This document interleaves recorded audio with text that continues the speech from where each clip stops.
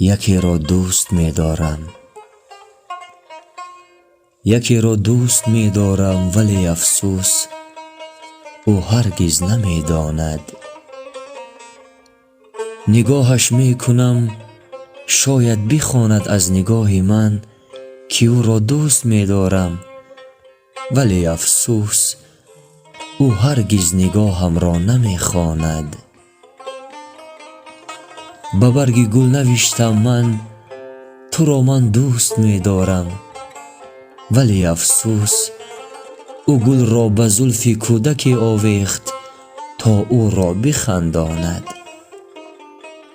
به مهتاب گفتم ای مهتاب، سری راحت به کوی او سلامم را رسان و گو تو را من دوست می دارم، ولی افسوس چون مهتاب بر روی بسترش لغزید، یکی ابر سیه آمد که روی ماه تابان را بپوشاند.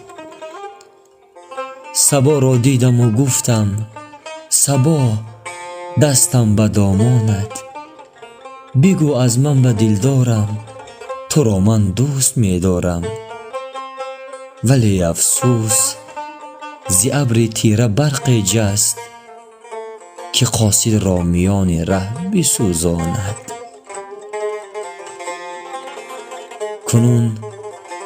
کنون وامانده از هر جا دیگر با خود کنم نجوا. یکی را دوست می دارم، ولی افسوس صد افسوس او هرگز نمی داند، هرگز نمی داند، هرگز نمی داند.